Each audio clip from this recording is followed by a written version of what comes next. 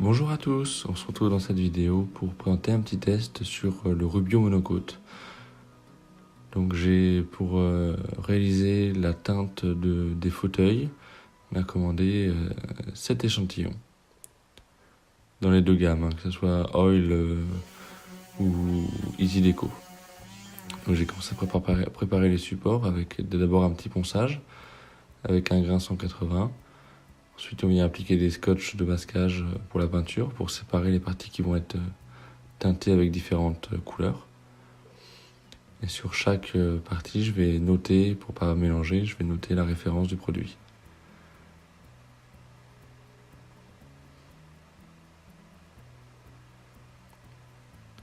Alors, on va commencer l'application avec le gris moyen pour démarrer. Donc j'avais découpé des petites éponges. L'application est plutôt facile. Le Rubio couvre bien et les pigments sont de bonne qualité, c'est-à-dire qu'ils prennent tout de suite. Voilà, et on a fini d'appliquer, on va juste venir essuyer, et ça y est, au toucher c'est sec. Et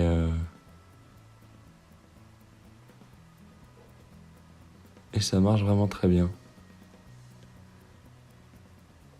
On continue donc avec le gris souris. Donc toujours pareil, hein, c'est vraiment à l'usage qu'on s'habitue. Là j'ai mis trop de produits. Donc en fait c'est du produit qui va être gaspillé puisque je vais pas l'étaler plus loin. Et je vais enlever l'excédent avec un chiffon sec. Et voilà, on enlève l'excédent et du coup c'est vraiment du produit qui est perdu. Donc c'est plutôt pratique, hein, cette petite gamme de produits en flacon test. Donc là on va commencer une grille ardoise.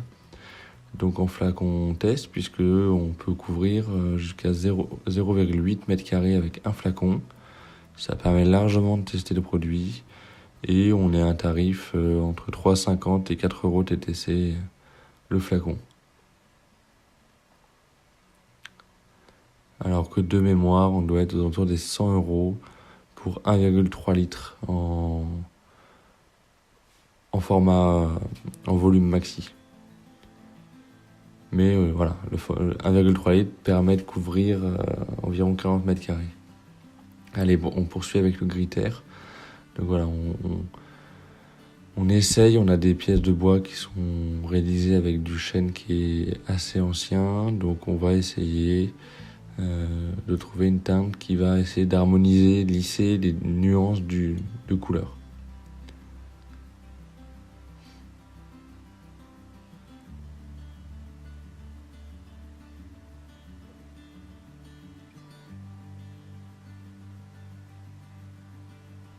Allez, on continue avec un gris cendré. Donc c'est assez particulier puisqu'il est gris et en fait au moment où on l'applique et dans le flacon, il est relativement vert. Et ça fonctionne bien, c'est vraiment un gris cendré. Voilà, encore une fois, vous voyez, vraiment j'ai mis trop de produits et c'est un peu gaspillé. Mais bon, voilà, maintenant on le sait, on y va plus modestement. C'est absolument génial. Hein. Au niveau du temps de séchage, voilà, donc c'est pas sec à cœur, hein, mais on peut manipuler les objets, il n'y a aucun souci. Donc là, on continue avec la teinte chocolat. Donc celle-ci, par contre, elle est vraiment... voilà, au moment où on l'a appliquée, on l'a abandonné complètement l'idée de mettre cette teinte-là pour les chaises. Donc je dis on, hein, parce que le projet des chaises est réalisé avec mon frangin. C'est des chaises pour lui, pour son appartement, et donc voilà. Donc il était là pour m'aider cet été. Voilà, on va poursuivre finalement avec le vieux chêne. On a voulu essayer de savoir si on pouvait prendre une teinte qui correspondait au bois. Et en fait, on a aussi abandonné parce que on était trop orangé, on est trop... Ça fait presque faux bois.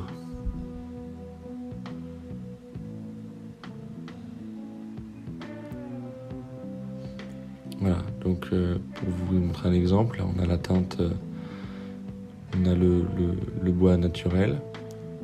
Voilà, ici on a le gris terre.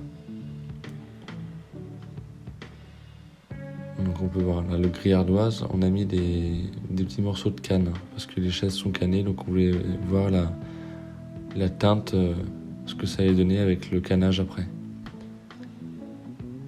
Donc là on a le gris moyen, on poursuit vers le gris cendré, ensuite le chocolat, mais bien marqué, hein. Et ensuite on finit par le vieux chêne et vous voyez vraiment nettement cette teinte un peu orangée qui nous plaît pas du tout. Donc on a choisi pour les chaises le gris terre. Et donc avant que les chaises soient cannées, on va faire la teinte déjà, ça sera fait. Au pire, s'il y a des retouches à faire, on les fera, mais au moins ça permet de ne pas avoir...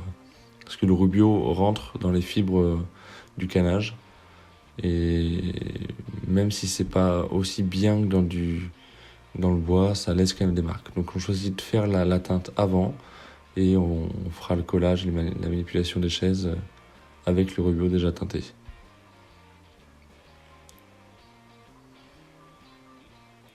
Comme je disais, on a choisi le gris terre qui harmonise relativement l'ensemble des chaises. Alors pour l'instant, les assises sont faites et les pieds. Mais ça harmonise vraiment pas mal les assises. Donc l'application est relativement facile, hein. On met un peu de produit, on passe un coup d'éponge, on lisse. Voilà, quand on n'a plus de matière, on peut s'arrêter. On prend un petit chiffon, on essuie l'excédent.